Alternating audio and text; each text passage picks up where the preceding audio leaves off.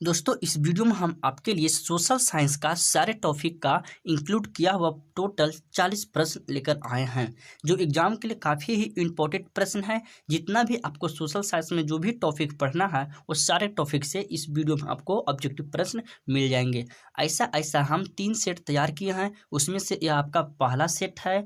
यदि आप social science में अच्छे मार्क्स लाना चाहते हैं तो इस वीडियो को आप शुरू से अंत तक बने रहें। यदि जो प्रश्न याद है वो फिर से रिवीजन हो जाएगा और जो नहीं याद है उसे याद कर लीजिएगा। और वीडियो लास्ट होगा तो उसमें हमें बताइए कमेंट कर कि 40 प्रश्न में हम टोटल कितने सही जवाब दिए हैं। हम आशा करते हैं कि आप 40 में 40 का जवाब दीजिएगा। तो चलिए हम बारी बारी से सारे प्रश्न को देखते हैं। तो पहला प्रश्न आपका है, ध्यान दीजिएगा, कह रहा है रक्त एवं लौह की नीति का अवलंबन किसने किया। तो ऑप्शन ए में मेजिनी, बी में हिटलर और सी में बिस्मार्क और डी में विलियम। इसका सही आंसर आपका हो जाएगा ऑप्शन सी यानी कि बिस्मार्क। बिस्मार्क ने ही रक्त एवं लौह की नीति का अवलंबन किया। चलिए हम ऑप्शन नहीं बोलेंगे क्योंकि वीडियो लंबा हो जाएगा, आप लोग का लंबा वीडियो देखना पसंद नहीं करते हैं, इसलिए हम प्रश्न और डायरेक्ट आंसर बोलेंगे और समझते हुए चलेंगे। आपको भी इसी तरह से चलना है। चलिए तो दूसरा प्रश्न आपका है, फ्रैंकफर्ट की संधि कब हुई थी। फ्रैंकफर्ट की संधि कब हुई थी। तो इसका सही जवाब आपका हो जाएगा 1871 ईस्वी में। 1871 में ईस्वी में। इस तरह से भी आपको घुमा के सवाल पूछेगा तो आप क्या नहीं जवाब दे पाइएगा। पूछेगा इस तरह से कि 1878 ईस्वी में किसकी संधि हुई थी। तो फ्रैंकफर्ट की संधि हुई थी। इस तरह से भी सवाल पूछ सकता है। तो चलिए तीसरा प्रश्न आपका है कि बोल्शेविक क्रांति BVI, बहुत इंपॉर्टेंट ये प्रश्न है, इसे रटिए आप, बहुत इंपॉर्टेंट प्रश्न है कि बोल्शेविक क्रांति कब हुई थी।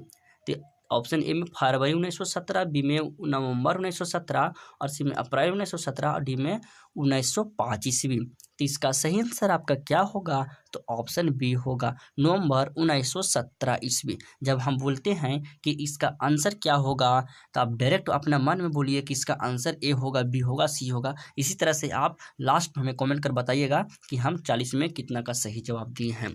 चलिए अगला प्रश्न देख लेते हैं। अगला प्रश्न आपका क्या है, ध्यान दीजिएगा, कह रहा है कि लाल सेना का गठन किसने किया था। लाल सेना का गठन किसने किया था। तो लाल सेना का जो गठन करने वाला था वो स्टालिन ने किया था। किसने, तो स्टालिन ने ही लाल सेना का गठन किया। चलिए अगला प्रश्न आपका है कि चंपारण विद्रोह कब हुआ। ये भी बहुत इंपॉर्टेंट प्रश्न है बिहार बोर्ड के लिए खासकर। चंपारण विद्रोह कब हुआ था। तो चंपारण विद्रोह था वह 1916 ईस्वी में हुआ था। कब हुआ था, 1916 ईस्वी में चंपारण विद्रोह हुआ था। अगला प्रश्न आपका क्या है कि शिपनिंग जेनी का आविष्कार कब हुआ था। शिपनिंग जेनी जो है उसका आविष्कार कब हुआ था। तो इसका सही आंसर आपका होगा बी यानी कि 1765 ईस्वी में किसका आविष्कार हुआ था। तो शिपनिंग जेनी का आविष्कार हुआ था। चलिए आगे बढ़ते हैं। अगला प्रश्न आपका है कि सेफ्टी लैंप का आविष्कार किसने किया था। तो सेफ्टी लैंप देखिए आपका साइंस का क्वेश्चन आपका सोशल साइंस में पूछा हुआ है, साइंस में भी आपको पूछा जाता है कि सेफ्टी लैंप का आविष्कार किसने किया था। तो इसका सही आंसर आपका क्या होगा। तो ऑप्शन यानी कि डेवी महोदय ने ही सेफ्टी लैंप का आविष्कार किया था। सेफ्टी लैंप आपका कोयला का खदान में से यूज किया जाता है सेफ्टी लैंप का। कि जब आप सुने होंगे कि कुछ मजदूर जो थे कोयला के खदान में दबकर मर गए। तो ये सब जो घटना घटती है, कोयला का खदान जब धंसता है तो उसी को संकेत देने के लिए सेफ्टी लैंप का आविष्कार किया जाता है। चलिए आगे बढ़ते हैं। अगला प्रश्न आपका ये भी बहुत इंपॉर्टेंट प्रश्न है, 7 और 8 बहुत इंपॉर्टेंट प्रश्न है। कह रहा है कि चीन में क्रांति कब हुई थी। चीन में क्रांति जो हुई थी वह कब हुई थी। तो इसका सही आंसर आपका क्या होगा। तो इसका सही आंसर ऑप्शन ए यानी कि 1949 ईस्वी में चीन में क्रांति हुई थी। अगला प्रश्न आपका क्या है कि महात्मा गांधी ने किस पत्र पर संपादन किया। ये भी बहुत इंपॉर्टेंट प्रश्न है कि महात्मा गांधी ने किस पत्र का संपादन किया। तो वह यंग इंडिया का संपादन किया। किस पत्र का, तो यंग इंडिया का संपादन किया। आगे बढ़ते हैं। तो दोस्तों अगला प्रश्न की ओर बढ़ने से पहले हमें आपसे एक छोटी सी रिक्वेस्ट है कि आप मेरे चैनल पर नए व्यूअर हैं तो इस चैनल को सब्सक्राइब कर लीजिए और बेल आइकन को प्रेस कर दीजिए। इससे आपको क्या फ़ायदा होगा कि हम बोर्ड एग्जाम से रिलेटेड जो भी वीडियो अपलोड करें जिसका नोटिफिकेशन आप तक पहुँच सके और आप हमारी वीडियो को सबसे पहले देख सके। और हाँ एक बात, मैंने सोशल साइंस का मैंने सब्जेक्टिव वीडियो भी बना चुका हूँ। यदि आप नहीं देखे हैं उस वीडियो तो इस वीडियो का डिस्क्रिप्शन में लिंक मिल जाएगा, आप जाकर के सब्जेक्टिव प्रश्न का वीडियो देख सकते हैं, उसमें सारा आपको गेस किया हुआ प्रश्न मिलेंगे जो एग्जाम में आने की संभावना है। चलिए तो आगे प्रश्न की ओर बढ़ते हैं। अगला प्रश्न आपका है कि पहले विश्व बाजार के रूप में कौन सा शहर उभर कर आया। पहले विश्व बाजार का रूप में कौन सा शहर जो है कि उभर कर आया था पूरा विश्व बाजार में। तो पहले जो आपका था, इसका सही आंसर आपका होगा अलेक्जेंड्रिया ही ने सबसे पहले विश्व बाजार के रूप में उभर कर आया था। अगला प्रश्न आपका है कि मरुस्थलीय मृदा का विस्तार निम्न में से किसे कहा जाता है। हम उम्मीद करते हैं कि आपको यह प्रश्न याद होगा। तो इसका सही आंसर आपका क्या होगा, तो राजस्थान को ही मरुस्थलीय मृदा का विस्तार कहा गया है। अगला प्रश्न की ओर बढ़ते हैं। सोपानिक कृषि किस राज्य में प्रचलित है। सोपानिक कृषि जो आपका है किस राज्य में प्रचलित है, तो सोपानिक कृषि उत्तराखंड में प्रचलित है। कहाँ प्रचलित है, तो उत्तराखंड में प्रचलित है। चलिए आगे बढ़ते हैं। अगला प्रश्न आपका है कि जूट किस जलवायु का पौधा है। जूट जो आपका है, जूट का जो खेती करते हैं तो किस जलवायु का पौधा है। जैसे धान, तो धान का वर्षा का है, गेहूं तो गेहूं अभी जो सीजन में गर्मी का है। तो उसी तरह से जो जूट है वो किस जलवायु का पौधा है। तो वो जो आपका जूट जो है उष्मा भी चाहिए और आर्द्र जलवायु चाहिए। ठीक, उष्मा के साथ साथ आर्द्र जलवायु चाहिए, यानी ऑप्शन सी होगा, उष्मा और आर्द्र जलवायु का पौधा है जूट। अगला प्रश्न आपका क्या है कि अरेबिका किस फसल को उत्तम किस्म है। अरेबिका किस फसल की उत्तम किस्म है। ऑप्शन ए में चाय, कहवा, गन्ना, तंबाकू। तो इसका सही आंसर आपका होगा कहवा। कहवा का ही उत्तम किस्म जो है आपका अरेबिका है। अगला प्रश्न देखते हैं। भोपाल रिसदी में किस गैस का रिसाव हुआ था। ये बहुत इंपॉर्टेंट प्रश्न है, बहुत ही इंपॉर्टेंट प्रश्न है। कह रहा है भोपाल रिसदी में, भोपाल में जो गैस का रिसाव हुआ था वह कौन सा गैस का रिसाव हुआ था। जब देखिएगा, ध्यान दीजिएगा कि भोपाल में जब गैस का रिसाव हुआ था तो लगभग आपको 2500 आदमी से लेकर 3000 आदमी की मृत्यु हो गई थी। तो जो मृत्यु हुई थी वह किस गैस के कारण मृत्यु हुई थी, किस गैस रिसाव हुआ था। तो इसका सही आंसर आपका क्या होगा, ऑप्शन सी यानी कि मिथाइल आइसोसाइनाइड। यह बहुत ही खतरनाक गैस है। इसी गैस को वहाँ से रिसाव यानी कि लीक हुआ था, जिसके कारण 2500 से लेकर 3000 आदमी की मृत्यु हो गई थी। चलिए आगे बढ़ते हैं। अगला प्रश्न आपका क्या कि निम्नलिखित कौन सा उद्योग दूरभाष कंप्यूटर आदि संयंत्र निर्मित करता है। आपका दिया है या ऑप्शन में क्या, स्टील, हाँ ये देखिए आपका ऑप्शन से ये छट जाएगा, ध्यान दीजिएगा। निम्नलिखित में से कौन सा उद्योग जो आपका है दूरभाष कंप्यूटर आदि संयंत्र निर्मित करता है। ऑप्शन ए में स्टील, बी में इलेक्ट्रॉनिक, सी में एल्युमिनियम और डी में क्या है सूचना प्रौद्योगिकी। तो स्टील नहीं होगा, एल्युमिनियम भी नहीं होगा, सूचना भी नहीं होगा, तो होगा तो क्या इलेक्ट्रॉनिक के कंप्यूटर के द्वारा ना दूरभाष कंप्यूटर के निर्मित किया जाता है। तो इसका सही आंसर आपका भी होगा इलेक्ट्रॉनिक कंप्यूटर। चलिए अगला देखते हैं। कहलगांव तापीय विद्युत परियोजना किस जिले में अवस्थित है। मैंने जब टॉपिक बाय टॉपिक जो वीडियो कराए थे उसमें भी इस वीडियो का हम जिक्र किए थे। तो इसका सही आंसर क्या होगा कि कहलगांव तापीय विद्युत परियोजना किस जिले में स्थित है। तो इसका सही आंसर आपका हो जाएगा भागलपुर, यानी कि ऑप्शन ए कहाँ होगा, भागलपुर। अगला प्रश्न आपका है कि काटी तापीय विद्युत परियोजना। देखिए ये दो प्रश्न आपका बहुत इंपॉर्टेंट है, या फिर तो काटी तापीय पूछे या फिर तो कहलगांव वाला पूछे। ये दो प्रश्न यदि आपको काटी तापीय फर्स्ट सीटिंग में पूछ दिया है तो सेकंड सीटिंग में पक्का है कि कहलगांव वाला पूछेगा। तो इसमें क्या है कि काटी तापीय विद्युत परियोजना किस जिले में स्थित है। तो इसका सही आंसर आपका क्या होगा, तो ऑप्शन सी यानी कि मुजफ्फरपुर। मुजफ्फरपुर में काटी तापीय और भागलपुर में क्या है कहलगांव तापीय विद्युत तापीय। देखिए एगो काटी तापीय है, एगो कहलगांव तापीय। तो कहलगांव जो तापीय आपका है भागलपुर में और काटी तापीय मुजफ्फरपुर में। आगे बढ़ते हैं। अगला प्रश्न आपका है कि उच्चावच पद प्रदर्शन के लिए हैसूर विधि का विकास किसने किया था। उच्चावच हैसूर विधि का जो आपका खेती होता है, हैसूर विधि वो ऊंचा पहाड़ी इलाका में किया जाता है। तो उच्चावच प्रदर्शन के लिए हैसूर विधि का विकास किसने किया था। तो इसका सही आंसर आपका क्या होगा, इसका सही आंसर आपका होगा लेहमन ने ही उच्चावच यानी कि हैसूर विधि का विकास किया था। चलिए हैसूर विधि खेती होता है हैसूर विधि के द्वारा। चलिए आगे बढ़ते हैं। पर्वतीय छायांकन विधि में भू आकृतियों पर किस दिशा में प्रकाश पड़ने की कल्पना की जाती है। ध्यान दीजिएगा, कह रहा है कि पर्वतीय छायांकन विधि में भू आकृति पर यानी कि भू आकृति पर किसी दिशा में प्रकाश पड़ने की कल्पना की जाती है। तो किस दिशा में, उत्तर, पश्चिम, पूरब, दक्षिण, किस है? तो इसका सही आंसर आपका क्या होगा? तो ऑप्शन सी यानी कि उत्तर और पश्चिम। उत्तर से पश्चिम की ओर ही प्रकाश पड़ने की कल्पना की जाती है। कहाँ? तो पर्वतीय छायांकित में। ठीक, पर्वतीय छायांकित विधि में भू आकृति पर उत्तर पश्चिम प्रकाश पड़ने की कल्पना की जाती है। चलिए अगला प्रश्न की ओर बढ़ते हैं। ध्यान दीजिएगा, अगला प्रश्न आपका है कि निम्नलिखित कथनों पर विचार करें। चलिए ऑप्शन पढ़ते हैं। ठीक, ए में क्या है? जहां सामाजिक अंतर एक दूसरे से टकराते हैं वहां सामाजिक विभाजन होते हैं। चलिए दूसरा पढ़ते हैं। यह संभव है कि एक व्यक्ति की कई पहचान है। चलिए आगे भी पढ़ते हैं। सिर्फ भारत जैसे बड़े देश में सामाजिक विभाजन होते हैं। और चलिए अब कथन में देते हैं, इन कथनों में से कौन से कथन सही है? हमने 3 कथन पढ़े कि जहां सामाजिक अंतर एक दूसरे से टकराते हैं वहां सामाजिक विभाजन होती है। दूसरा में यह संभव है कि एक व्यक्ति की कई पहचान होते हैं। और तीसरा में सिर्फ भारत जैसे बड़े देशों में सामाजिक विभाजन होते हैं। तो क्या तीनों में क्या सही है?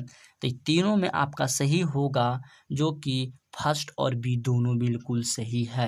क्यों? क्योंकि देखिए जहाँ सामाजिक अंतर होंगे वहाँ एक दूसरे में टकराते हैं और वहाँ का सामाजिक विभाजन हो जाते हैं। और आप जानते हैं कि एक व्यक्ति का एक पहचान नहीं बल्कि कई पहचान होते हैं। तो इसका आंसर क्या होगा? फर्स्ट और सेकेंड दोनों यानी कि ऑप्शन बी होगा। चलिए आगे बढ़ते हैं। अगला प्रश्न आपका ध्यान दीजिएगा कि निम्नलिखित व्यक्तियों में कौन लोकतंत्र में रंगभेद की विरोधी नहीं थे? निम्नलिखित व्यक्तियों में कौन लोकतंत्र के रंगभेद में विरोधी नहीं थे? तो ऑप्शन इसका क्या सही होगा? ऑप्शन ए में पढ़ते हैं किंग मार्टिन लूथर, बी में महात्मा गांधी, और सी में क्या है? लोलपिंक धावक, और डी में क्या है? जेड गुडी। तो इसका सही आंसर आपका क्या होगा? ऑप्शन डी यानी कि जेड गुडी। जेड गुडी जो थे वह आपका लोकतंत्र के रंगभेद में विरोधी थे। जैसे में लोकतंत्र के रंग विरोधी में भेद थे, इसलिए समझिएगा कि लोकतंत्र के रंग विरोध जो आपका क्या होता है, इसकी जाति प्रथा में, लोकतंत्र में जाति प्रथा जब चुनाव होता है तो जाति प्रथा में बोलता है चलो तुम मेरे जाति को हो तो तुम मेरे को ही वोट देना, और वो बोलता है तुम यादव जी हो तो तुम यादव जी को वोट दो। इसी तरह से आपका विरोध होते थे। तो उस विरोध में नहीं थे तो अच्छे जेड गुडी ये सब विरोध में। चलिए अगला प्रश्न आपका ध्यान दीजिएगा कि नेपाल में सप्तदलीय गठबंधन का मुख्य उद्देश्य क्या है? जब नेपाल में सप्तदलीय गठबंधन है तो उसका मुख्य उद्देश्य क्या है जो कि सप्तदलीय गठबंधन बनाएगा? तो इसका सही आंसर आपका क्या होगा? तो इसका आपका आंसर होगा ऑप्शन बी यानी कि लोकतंत्र की स्थापना करना। आप समझिएगा नेपाल में देखिए लोकतंत्र की स्थापना करने के लिए सप्तदलीय गठबंधन बनाया गया था, उससे कि लोकतंत्र की स्थापना होगी और अपने देश की रक्षा करेगी। चलिए आगे बढ़ते हैं कि निम्नलिखित में कौन भारतीय किसान यूनियन के नेता थे? ये वेरी इंपॉर्टेंट, इसे भी लगाइए कि निम्नलिखित में कौन भारतीय किसान यूनियन की नेता थे? तो इसका सही आंसर क्या होगा? तो ऑप्शन सी यानी कि महेंद्र सिंह टिकैत ही यूनियन किसान के नेता थे। आगे बढ़ते हैं।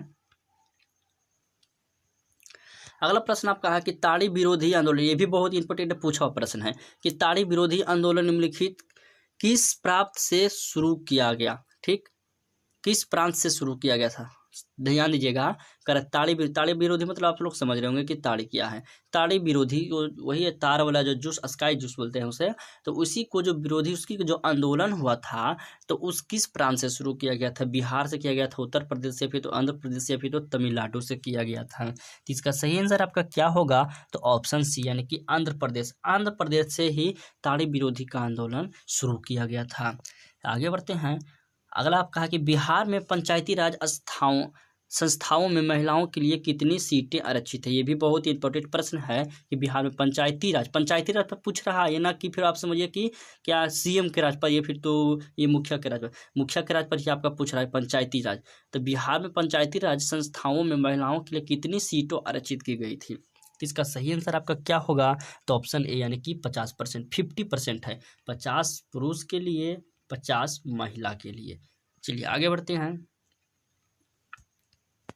अगला प्रश्न आपका कि भारत में कहाँ महिलाओं के लिए आरक्षण की व्यवस्था है? ये भी बहुत इंपॉर्टेंट प्रश्न है कि भारत में महिलाओं के लिए कहाँ आरक्षण की व्यवस्था है? तो इसका सही आंसर आपका होगा ऑप्शन यानी कि पंचायती राज व्यवस्था। इसके पहले हम पढ़े थे कि भारत की बिहार में आपका महिलाओं के लिए, बिहार में महिलाओं के लिए कितनी परसेंट, तो 50% पंचायती राज पर व्यवस्था की गई थी। तो उसी में आपका कि भारत में कहाँ महिलाओं के लिए आरक्षण की व्यवस्था की गई है, तो पंचायती राज पर व्यवस्था की गई है।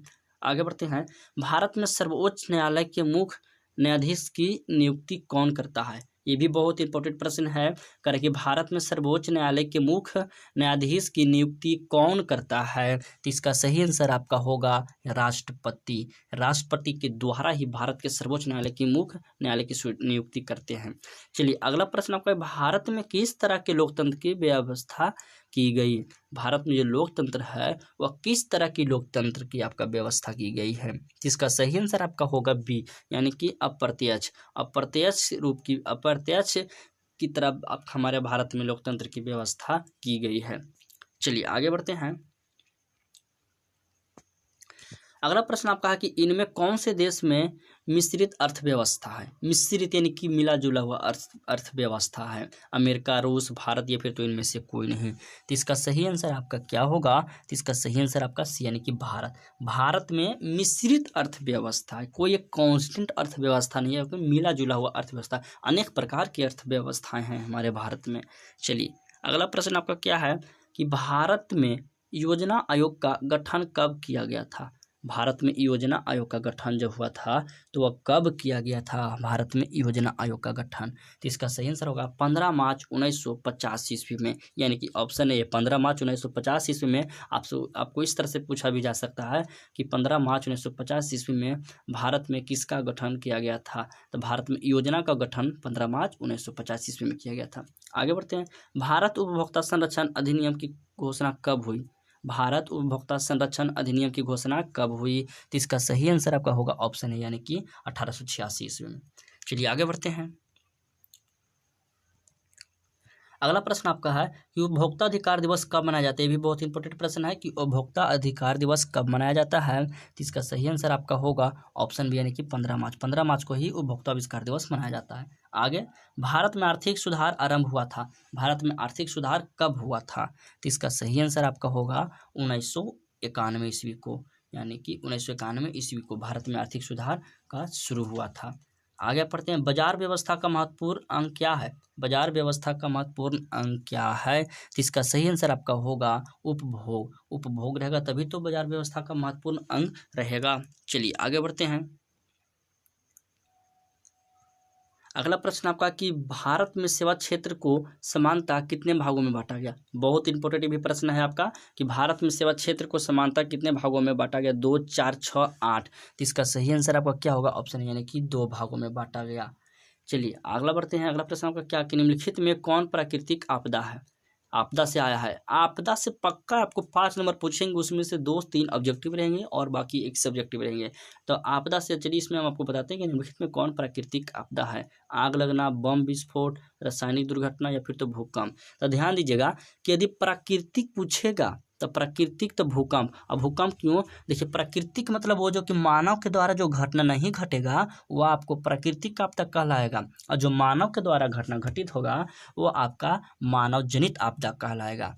तो मानव जनित आपदा देखिए आग लगना प्राकृतिक से आग लगता है, नहीं लगता है। आप लोग कहिएगा कि बिजली से आग हम नहीं लगाएं, आग लग गया, तो बिजली तो भी मानव के द्वारा न प्राप्त किया गया है, तो बिजली से आग लगेगा तो मानव के द्वारा, यानी कि मानव जनित आपदा। बम विस्फोट, तो बम क्या ईश्वर गॉड आके फोड़ते हैं, नहीं, हम लोग मानव ही तो बम विस्फोट करते हैं, तो यह भी आपका बम विस्फोट जो आपका है मानव जनित आपदा। और रासायनिक दुर्घटना, तो यह भी आपका मानव जनित आपदा है। तो रासायनिक, जैसे कि आप भोपाल में हम पढ़े थे कि गैस लीकेज हुआ था, तो वो क्या प्राकृतिक रूप से हुआ था।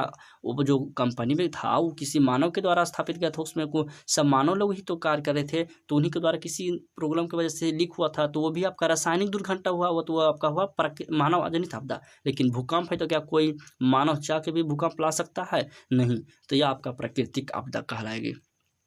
चलिए आगे बढ़ते हैं। अगला प्रश्न आपका क्या है, ध्यान दीजिएगा। किस देश को भूकंप एवं जलवायुमुखी का देश कहा जाता है। किस देश का भूकंप एवं जलवायुमुखी का भूकंप का देश कहा जाता है। तो ऑप्शन ए में जापान, चीन, भारत या फिर तो बांग्लादेश। तो इसका सही आंसर आपका क्या होगा, ऑप्शन यानी कि जापान। आपको न्यूज़ वगैरह पढ़ते होंगे तो जापान में आज इतना के स्पीड से भूकंप आया और जलवायुमुखी उठी, तो इस तरह से आपका जापान में हमेशा क्षतिग्रस्त होते रहते हैं भूकंप से। तो इसका सही आंसर आपका ए होगा, ऑप्शन ए जापान। तो आज का लास्ट प्रश्न आपका है जो 40 नंबर, ध्यान दीजिएगा कारण ये भी बहुत इंपॉर्टेंट प्रश्न है। तो कह रहा है कि नदियों में बाढ़ आने का प्रमुख कारण क्या है। तो नदियों में बाढ़ आने का प्रमुख कारण ए में जल की अधिकता, जी जल की अधिकता रहेगी तो बाढ़ आएगी। बी में नदी की तल में अवसाद का जमना, ये भी यानी कि तल में जो बालू रेत होता है उसको जमना, ये भी आपका सही है। वर्षा की अधिकता, ये भी सही, तो यानी कि ऑप्शन डी सही है। ये तीनों के कारण ही नदियों में अधिक बाढ़ आते हैं, यानी ऑप्शन डी बिल्कुल सही है। तो मेरे प्यारे दोस्तों, यदि वीडियो पसंद आए तो लाइक करें और कमेंट कर हमें बताएं कि आपको वीडियो कैसा लगा। और सेट 2 का वीडियो आप देखना ना भूलें, उसमें भी हम आपको सोशल साइंस का टोटल 3 सेट आपको कराएंगे। उसके बाद साइंस, हिंदी, फिर मैथ को इसी तरह से हम करवाएंगे। तो आप इस चैनल से बने रहें। यदि इस चैनल को नहीं सब्सक्राइब किए तो सब्सक्राइब कर लें और बेल आइकन को प्रेस कर दें। और वीडियो पसंद आए तो अपने दोस्तों में इस वीडियो को ज़्यादा से ज़्यादा शेयर करें ताकि उन्हें भी हेल्प हो सके। तो धन्यवाद, अगली वीडियो में हम फिर मिलेंगे।